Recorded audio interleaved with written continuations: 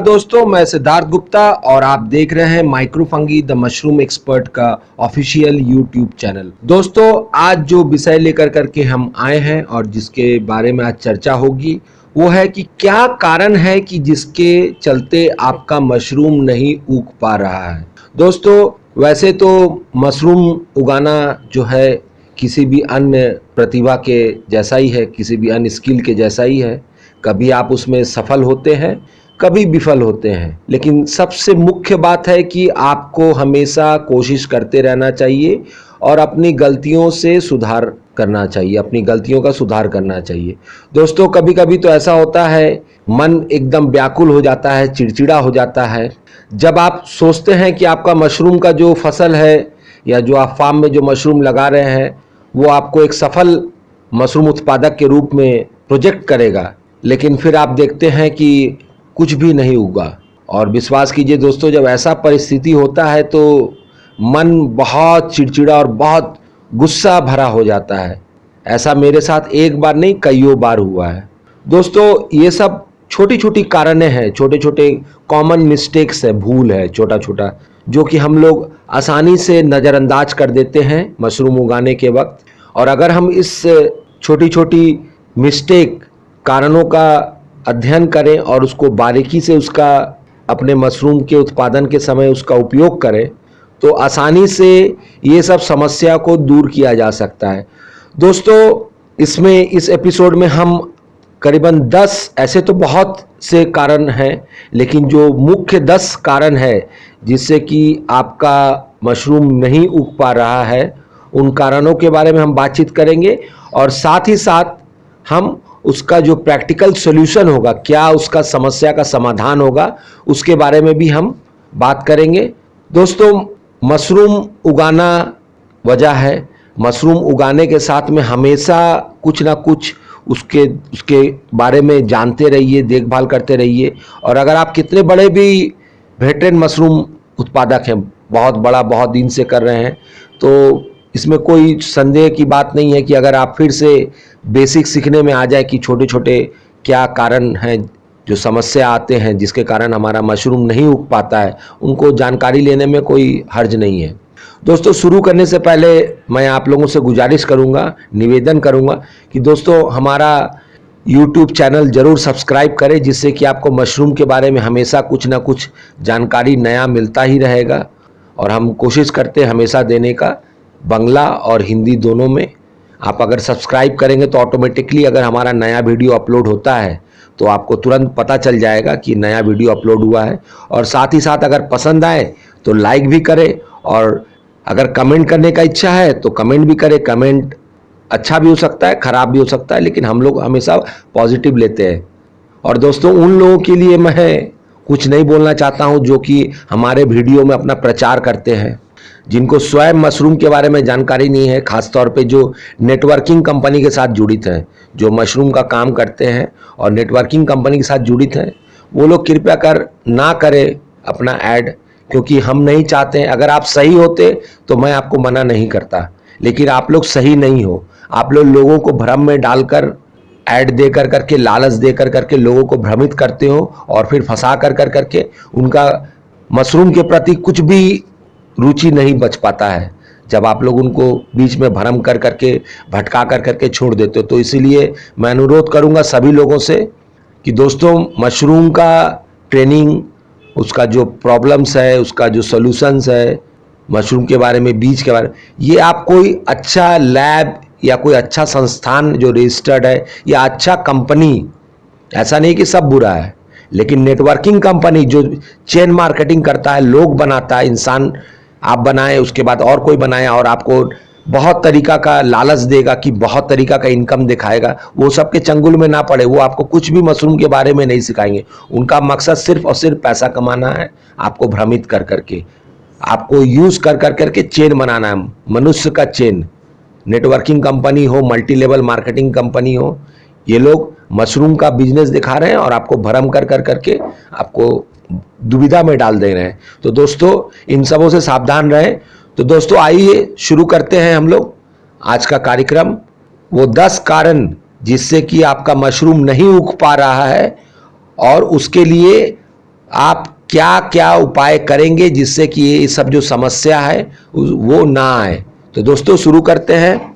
है नमी की कमी हो जाना। दोस्तों नमी की कमी बहुत कारणों से हो सकती है और आपको एक बात पता होना चाहिए कि जो माइसिलियम होता है, माइसिलियम, जब आप स्पॉन बीज डालते हैं बैग में और माइसिलियम का ही ग्रोथ होता है, वो वेजिटेटिव स्टेट का अंडर ग्रोथ, मतलब जो आप पुआल या भूसा जो भी आप डालते हैं उसके अंदर अंदर वो रेशा बढ़ता है और उसके बाद में मशरूम उगता है। और दोस्तों मशरूम मेनली पानी ही होता है, मशरूम में मेनली पानी ही होता है, उसमें 90% 90% से ज़्यादा और कोई कोई मशरूम में उससे भी ज़्यादा पानी ही होता है। और अगर माइसिलियम जो मशरूम का रेशा है जो अंदर काम कर रहा है बैग के अंदर, वो अगर पानी का कमी होगा उसमें, तो आपका जो है ह्यूमिडिटी लेवल, जो नमीपन का जो लेवल है वो कम हो जाएगा और आपका कुछ भी प्रकार का मशरूम नहीं उगेगा। दोस्तों इसमें दो तीन कारण हो सकता है कि आपका नमीपन कम हो गया है। पहला कारण होगा कि जब आप मशरूम लगा रहे हैं तो आपका जो भूसा है, पुआल है, जो माध्यम आप यूज़ कर रहे हैं वो माध्यम में शुरू से ही पानी की कमी हो। या दूसरा कारण ये हो सकता है कि आप कहीं मशरूम का बैग लगा करके पानी देने के समय आप कहीं छुट्टी पे हों, तो मशरूम के जो उत्पादन में जो भी मशरूम के खेती में भाई बहन आते हैं उनको एक बात पता होना चाहिए कि मशरूम की खेती में कोई भी छुट्टी नहीं होता है। एक दिन का भी छुट्टी आपके लिए मुसीबत पैदा कर सकता है। आमतौर पे ठंडा में एक दो दिन सहा जा सकता है, लेकिन गर्मियों में या बाकी महीनों में 12 महीनों, जब 12 महीना आप काम कर रहे हैं, साल भर आप काम कर रहे हैं, तो उसमें छुट्टी किसी प्रकार का नहीं होना चाहिए। आपको ये ध्यान देना पड़ेगा। और मशरूम को पानी कब चाहिए, जैसे उसका सतह सिलेंडर का आपका ड्राई हो जाता है, सूख जाता है, आपको हमेशा ध्यान देना पड़ेगा। आपको उस वक्त में ही पानी स्प्रे, गर्मियों में तो 5-6 बार पानी स्प्रे किया जाता है, ठंडे के मौसम में, बारिश के मौसम में कम होता है, लेकिन आपको हमेशा ध्यान देना पड़ेगा जब आप मशरूम का बैग लगा रहे हैं उस वक्त भी कितना पानी है, नमीपन है या नहीं है। उसको हाथ मुट्ठा में लेकर के हाथ का आप उसको 70% पावर से प्रेस करें और देखें कि पानी नहीं गिर रहा है, बूंद पानी का, और आपका हाथ पूरा भीग गया है, तो आपको समझ लेना चाहिए कि वो सही है। और गर्मी में 5 से 6 बार आपको समय पर ध्यान दे करके, देखभाल कर करके आपको पानी स्प्रे करना पड़ेगा। और रूम में आपको एक हाइग्रोमीटर लगाना बहुत ज़रूरी है। हाइग्रोमीटर से आपको रूम का तापमान और नमीपन, मॉइस्चर, ह्यूमिडिटी, टेम्परेचर, ये सब चीज़ हाइग्रोमीटर में आपको नज़र आएगा। आप एक मैनुअल हाइग्रोमीटर ले तो ज़्यादा बेहतर होगा, बनस्पत की आप डिजिटल ले। डिजिटल में अगर पानी पड़ता तो वो ख़राब हो जाएगा, ठीक है। और कभी कभी डिजिटल सही से दिखाता नहीं है, जो सस्ता वाला डिजिटल आता है, तो उससे सबसे बेहतर होगा कि आप मैनुअल लें। एक बार आप लेंगे, अगर नहीं टूटा तो 20 साल चलेगा। तो दोस्तों ये पहला कारण है कि नमीपन का कमी हो जाना। अगर दोस्तों नमीपन का कमी हो जाएगा तो मशरूम किसी प्रकार से भी उग नहीं पाएगा। मशरूम को उगने के लिए एक डैम्प जगह चाहिए जहाँ पर नमीपन ज़्यादा हो, वहाँ पर वो लोग अच्छी तरीक़ा से उग सकते हैं। तो आपको दोस्तों ये पहला कारण है जिसके कारण आपका मशरूम नहीं उग रहा है, 1 नंबर, आपको इस पे ध्यान देना पड़ेगा दोस्तों। दूसरा कारण 2 नंबर है पहले वाले का उल्टा, यानी कि नमीपन ज़्यादा, मॉइस्ट ज़्यादा है, 95% से ज़्यादा मॉइस्ट है, 100% भी हो सकता है मॉइस्ट। तो अगर ये हो रहा है तो ये बहुत ही डेंजर है। कारण क्या है? या तो आपने इसको जब शोधन के लिए जब पानी में डुबा के रखा था, वहाँ से जब आपने निकाला तो आपने बिना चेक किए ही कि पानी का उसमें मात्रा क्या है, जो पानी का मात्रा चाहिए, जो परसेंटेज चाहिए हमको ह्यूमिडिटी का, नमीपन का, वो उसमें है या नहीं है या ज़्यादा है, आपने ये चीज़ को देखा नहीं। आपने हड़बड़ी में उसको बैग में भर दिया। अब बैग में भरने से क्या होगा, आपका जो सब्सट्रैक्ट है, जो माध्यम है, जो पुआल है, भूसा है, जो भी आप यूज़ कर रहे हैं मशरूम उगाने के लिए, वो ज़्यादा नरम हो जाएगा। ज़्यादा नरम होने से क्या होगा, पानी वहाँ का वहीं खड़ा रह जाएगा, उसमें काम नहीं कर पाएगा माइसीलिया।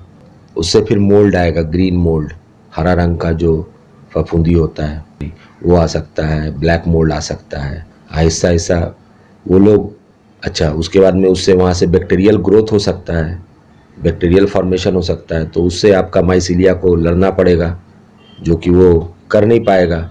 ठीक है, वहाँ पर ही आपका समस्या शुरू हो जाएगा, माइसीलिया आपका मर जाएगा। जब माइसीलिया मर जाएगा तो मशरूम निकलने का सवाल ही नहीं उठता है। और दूसरा कारण है कि बहुत लोग क्या करते हैं, पानी जो मशरूम के ऊपर डालते हैं, स्प्रे करते हैं, तो वो लोग स्प्रे नहीं करते। वो लोग सोचते हैं कि गांच में जैसे पानी पड़ता है, जैसे आपने घर में कोई प्लांट लगा रखा है या और कहीं पे गांच वगैरह लगा रखा है आउटडोर में, या गार्डन है आपके पास, तो उसमें जो पानी का मात्रा हम लोग देते हैं वो पानी का मात्रा ही मशरूम में देना है। नहीं, अगर वो आप देंगे तो वही पानी का ठहराव हो जाएगा, उससे मोल्ड आएगा, बैक्टीरिया आएगा, बीमारी आएगा और आपका माइसीलिया मर जाएगा, कुछ भी नहीं निकलेगा। पानी जो मशरूम में पड़ता है वो सिर्फ और सिर्फ उसको मॉइस्ट करने के लिए, उसका जो सरफेस है वो ड्राई नहीं होना चाहिए।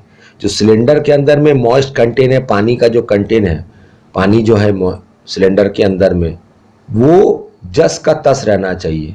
वो कम होने से प्रॉब्लमेटिक हो सकता है, वो ज़्यादा होने से प्रॉब्लमेटिक हो सकता है।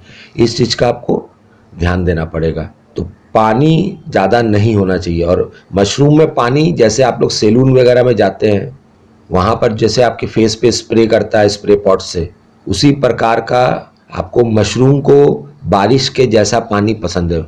बारिश जिस तरीक़ा से, जिस अंदाज में बारिश होता है, बारिश का पानी, रेन वाटर, वो अंदाज ही मशरूम लोगों को पसंद है। तो आपको बारिश उसी तरीक़ा से करना है। और जितना मिस्टी फॉग होगा, पानी का जो बूंद जितना ही पतला होगा, जितना हवादार होगा, उतना ज़्यादा बेहतर है। उससे क्या होगा, पानी का रुकाव ज़्यादा देरी तक रहेगा। बड़ा पानी का रुकाव कम हो, इसीलिए जितना हवादार में उसको उसमें स्प्रे कीजिए। और बाहर का जो सरफेस है सिलेंडर का, उसको आपको मॉइस्ट करके रखना है। या बटन मशरूम है, उसमें ऊपर में होता है, मिल्की मशरूम ऊपर तक, तो ऊपर का तह जो है उसको आपको मॉइस्ट कर करके रखना है, नमी बना के रखना है। ये नहीं कि उसको पूरा गीला कर देना है। तो ये दो कारण जो है, पानी ज़्यादा आपका, यही दो कारण से हो सकता है। तो ज़्यादा पानी होने से भी बहुत बड़ा समस्या है। ठीक है दोस्तों, ये हो गया दूसरा पॉइंट कि पानी ज़्यादा नहीं होना चाहिए, जितना चाहिए उतना ही होना चाहिए। ह्यूमिडिटी आपको मेंटेन करना पड़ेगा। स्पॉन रन का ह्यूमिडिटी अलग होता है। जब आपने बीज रोपा उस समय से लेकर करके एक जो उसका वेजिटेबल स्टेज जो होता है, वेजिटेबल स्टेज, वो स्टेज को जब वो क्रॉस करता है तो उस वक्त में उसका फिर ह्यूमिडिटी का रिक्वायरमेंट चेंज हो जाता है। तो वो सब चीज़ आपको जानना पड़ेगा, समझना पड़ेगा। ठीक है दोस्तों, ये हो गया दूसरा पॉइंट। चलिए अब तीसरा पॉइंट पे चलते हैं। 3 नंबर है कि आप जो आपका माध्यम है जिससे आप मशरूम उगाएंगे, वो पुआल भी हो सकता है, भूसा भी हो सकता है, गेहूं का भी भूसा पुआल हो सकता है, चावल का भी पुआल हो सकता है। लेकिन उसको आपको सही तरीका से शोधन करना पड़ेगा, प्यूरिफाई करना पड़ेगा। अगर सही तरीका से पुआल का शोधन नहीं हुआ, शोधन का भी बहुत तरीका का सिस्टम है, बहुत तरीका से किया जा सकता है शोधन। शोधन का मुख्य उद्देश्य होता है कि उसमें अच्छा बैक्टीरिया रहे, खराब बैक्टीरिया मर जाए या जीरो बैक्टीरिया हो जाए। लेकिन जीरो बैक्टीरिया अगर हो जाता है तो उसमें खतरा बढ़ जाता है। इसीलिए जीरो बैक्टीरिया प्रोसेस को इंडोर में किया जाता है, ताकि बाहर का कोई भी प्रभाव ना पड़े, बाहर के एटमॉस्फेयर का। दोस्तों, जो आपका शोधन क्रिया है, तो बहुत से लोग केमिकल पद्धति द्वारा करते हैं, रासायनिक पद्धति। वो लोग फॉर्मलिन, बेबस्टिन यूज़ करते हैं। उसमें भी आपको मात्रा देखना पड़ेगा कि फॉर्मलिन का कितना मात्रा है, बेबस्टिन का कितना मात्रा है, कम नहीं होना चाहिए, ज़्यादा नहीं होना चाहिए, कितने समय तक डुबा के रखना है शोधन के लिए। उसके बाद आपका अर्ध रासायनिक है, आधा केमिकल आधा ऑर्गेनिक टाइप ही बोलिए, जिसमें ब्लीचिंग पाउडर और चूना यूज़ होता है। उसके बाद दोस्तों स्टीमिंग है और बॉइलिंग है। तो स्टीमिंग जो है उसमें भी दो तरीक़ा से आप कर सकते हैं। अपना जो आपका माध्यम है, सब्सट्रैक्ट है, उसको आप पैस्चराइज कर सकते हैं या स्टरलाइज कर सकते हैं। वही बॉइलिंग में है, पैस्चराइज कर सकते हैं या स्टरलाइज कर सकते हैं। बॉइलिंग का जो पद्धति है वो सबसे अच्छा पद्धति होता है। तो आपको स्टरलाइजेशन जो है एकदम समय देख कर करके, ना ज़्यादा हो ना कम हो, आप स्टरलाइज कीजिए या पैस्चराइज कीजिए। पैस्चराइज का मतलब हो गया आपका 62 डिग्री से नीचे बॉइलिंग करना। अगर 62 डिग्री से ऊपर हो गया और 95 डिग्री से नीचे हो गया तो उसमें आपका ट्राइकोडर्मा जो मोल्ड होता है वो आने का डर रहता है। और आपका अगर सही तरीक़ा से आपने शोधन नहीं किया अपने पुआल का, अपने भूसा का, अपने माध्यम का, जिससे कि आप मशरूम उगाएंगे बैग में डालने के बाद, बीज के साथ डालेंगे, ठीक है, तो आपका नाना रकम का समस्या आना शुरू हो जाएगा। जैसे छोटा छोटा माइट्स आएगा, छोटा छोटा कीड़ा होता है, बग्स जिसको कहते हैं, दूसरे मोल्ड्स जो होते हैं, जो खराब फंगी होते हैं, ठीक है, छत्रा, वो सब के स्पोर्स दाना आना शुरू हो जाएंगे।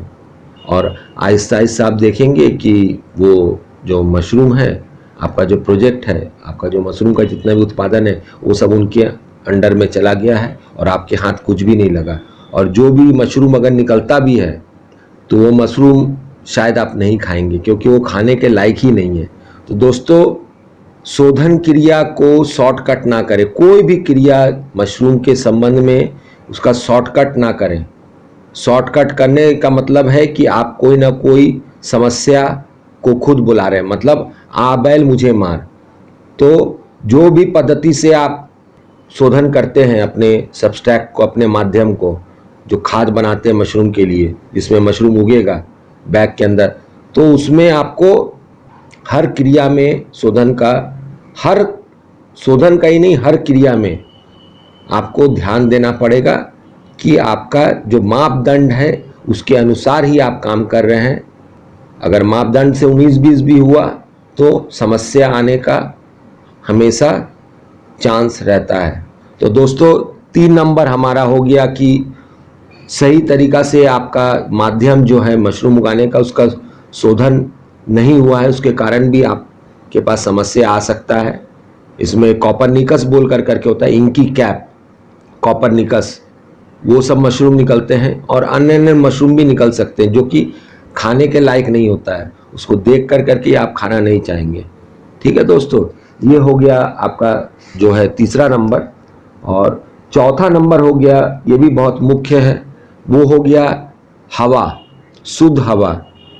मशरूम को कार्बन जरूर चाहिए, कार्बन और नाइट्रोजन से ही उसमें प्राण इग्निट होता है, वो लोग काम करना शुरू करते हैं। लेकिन अगर हवा आपके रूम में सही तरीक़ा से प्रवेश नहीं करेगा, अलग अलग मशरूम का अलग अलग कार्बन का रिक्वायरमेंट होता है, लेकिन फ्रेश एयर, शुद्ध हवा का हमेशा फ्लो प्रथम दिन से ही आपको करना पड़ेगा। अगर आप बड़ा फैक्ट्री वगैरह में करें तो उसका सिस्टम अलग होता है, लेकिन आप जो नॉर्मल जो इंसान करते हैं, जो भी जुगाड़ करके छोटे पैमाने पे छोटा छोटा जो फार्म होता है, उन लोगों को तो ये चीज़ का ध्यान देना पड़ेगा कि रूम आपका बंद नहीं होना चाहिए। हमेशा शुरू से ही शुद्ध हवा का एक्सचेंज होते रहना चाहिए। और ऑयस्टर मशरूम में हो या मिल्की मशरूम हो या पैडी स्ट्रॉ हो, इन लोगों को शुद्ध हवा चाहिए, बहुत ज़्यादा मात्रा में चाहिए। जैसे जैसे इनका दिन बढ़ता जाएगा वैसे वैसे इनको शुद्ध मात्रा में हवा चाहिए।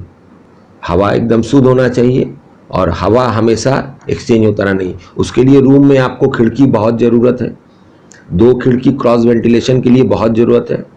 और ऊपर में वेंटिलेटर हो या आप एग्जॉस्ट फैन लगा के रखे हो, ये सब बहुत ज़रूरी है।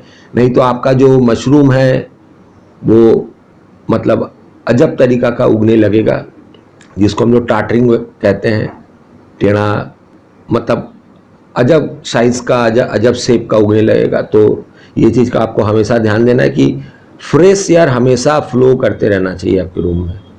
ठीक है दोस्तों, ये हो गया 5 नंबर, जो है आपका हो गया गलत माहौल में मशरूम का खेती करना। जो जगह में आप उगा रहे हैं मशरूम, उसका जो इन्वायरमेंट है, आपका रूम का इन्वायरमेंट है, क्या वो जो मशरूम आप उगा रहे हैं वैरायटी, उसके साथ उसका तालमेल खाता है या नहीं खाता है। आप अगर गर्म में ठंडा का मशरूम उगाएंगे, ठंडा में गर्म का मशरूम उगाएंगे या रूम में ज़्यादा गैस कर देंगे, चारों तरफ बंद कर देंगे, मतलब जो इन्वायरमेंट उसको चाहिए, जिस चीज़ की उसकी ज़रूरत है उस मशरूम को, वो आपको देना बहुत ज़रूरी है। नहीं तो समस्या आना लाजमी है, समस्या आएगा ही आएगा, इसमें कोई दो मत नहीं होगा। इसीलिए इन्वायरमेंट का भी बहुत ज़्यादा आपको ध्यान देना पड़ेगा दोस्तों। उसके बाद 6 नंबर है, 6 नंबर है स्पॉन। स्पॉन में 2 तरीका का क्वालिटी आता है, इंडिया में ज़्यादातर वही यूज़ होता है। एक लिक्विड कल्चर स्पॉन है, एक मदर स्पॉन है। एक मदर स्पॉन बना करके उसको कमर्शियल स्पॉन बनाया जाता है, और एक लिक्विड को बना करके लिक्विड को ज़्यादा डाइल्यूट करके लिक्विड को इंजेक्ट कर दिया जाता है पैकेट में, जो कि ज़्यादा बेटर होता है। जेनेशन स्पॉन में आपका फसल कम होगा, बीमारी होने का चांसेस ज़्यादा रहता है, देरी से फसल होता है, ठीक है। खूबसूरती का समय चांसेस कम रहता है। जो लोग 12 महीना काम कर रहे हैं उनके लिए ये सब ध्यान देना जरूरी है। ठंडा में ये सब प्रॉब्लम थोड़ा कम हो जाता है। तो आपको देखना है कि जो स्पॉन जहाँ से आप ले रहे हैं वो सुपीरियर स्पॉन हो, ज़्यादा पुराना स्पॉन नहीं होना चाहिए। 15 दिन से लेकर के 25 दिन का जो स्पॉन होता है, इस आयु को कहा जाता है यौवन अवस्था। उस अवस्था का जो स्पॉन होता है उससे आप अगर मशरूम उगाते हैं तो आपको ज़्यादा मशरूम निकलेगा, जल्दी निकलेगा, क्योंकि उसमें उस वक्त में बहुत ज़्यादा शक्ति होता है। तो दोस्तों कोशिश हमेशा कीजिएगा कि बढ़िया जगह से, जहाँ तहाँ से स्पॉन ना लें, सस्ता स्पॉन के चक्कर में ना रहें। सस्ता स्पॉन के चक्कर में अगर आप रहते हैं तो हो सकता है रोग लगने का चांस ज़्यादा रहेगा।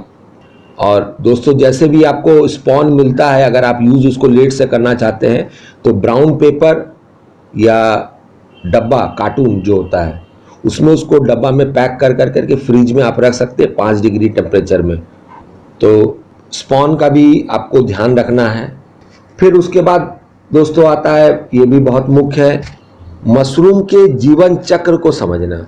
जो मशरूम आप उगा रहे हैं, उस जो वैरायटी आप उगा रहे हैं, उस वैरायटी के जीवन चक्र को आप समझ पाए हैं कि नहीं, कब उगता है, कितना दिन में उगता है, कब इसको पानी देना है, कब सप्लीमेंट देना है, कब क्या करना है, इसका कितनी बार माल निकलेगा, इसका जो जीवन चक्र होता है, लाइफ साइकिल, उसको आपको अगर अंडरस्टैंडिंग उसका नहीं होगा तो समस्या आना लाजमी है, समस्या आएगा ही आएगा। इसीलिए जो भी वैरायटी आप यूज़ कर रहे हैं उसका लाइफ साइकिल के बारे में, उसके बारे में जानकारी ज़रूर लें। जहाँ से आप मशरूम का स्पॉन ले रहे हैं कि इस वैरायटी का क्या लाइफ साइकिल है, कितना बार माल निकलेगा, कितने दिन में निकलेगा, कम से कम कितने ज़्यादा दिन में निकलेगा, कितना प्रोडक्शन देगा, ये सब जानना बहुत ज़रूरी। क्योंकि अगर आप ये सब नहीं जानेंगे, एक मशरूम का लाइफ साइकिल आप क्या कर रहे हैं, आप कोई दूसरा वैरायटी लेकर करके उसको दूसरा वैरायटी के साथ में उसका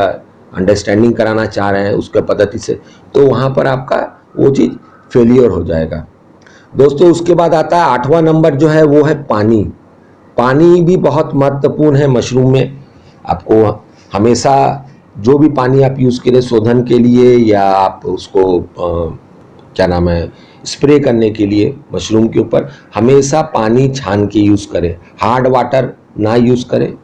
और पानी जब भी यूज़ करें हमेशा छान करके यूज़ करें, क्योंकि पानी से भी बहुत सा रोग, बहुत सा कीड़ा कीटाणु आपके पानी के माध्यम से मशरूम के बैग में अंदर जा सकता है। तो इस चीज़ का आपको ध्यान देना पड़ेगा। उसके बाद दोस्तों आता है 9 नंबर पुआल। जो माध्यम आप यूज़ कर रहे हैं मशरूम उगाने के लिए, वो माध्यम कैसा है, वो माध्यम में सही है या नहीं है। पुआल जो है वो गला सड़ा नहीं होना चाहिए, बारिश में भीगा हुआ पुआल कभी ना यूज़ करें, कच्चा पुआल कभी ना यूज़ करें, सड़ा गला है, महक रहा है, कोई चीज़ उसके ऊपर गिर चुका है, वो पुआल कभी ना यूज़ करें। दाग धब्बा वाला जो पुआल है कभी ना यूज़ करें। पुआल हमेशा कोशिश करें कि 1.5 से 2 इंची, कम से कम 1.25 इंची साइज़ का पुआल हो तो आपका ग्रोथ में बहुत ज़्यादा मदद करेगा।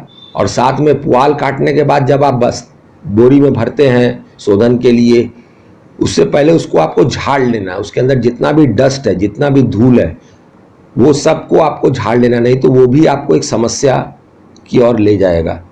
तो ये आपको पुआल के बारे में भी जानना जरूरी है। और दोस्तों सबसे आखिरी 10वां नंबर जो है धैर्य की कमी।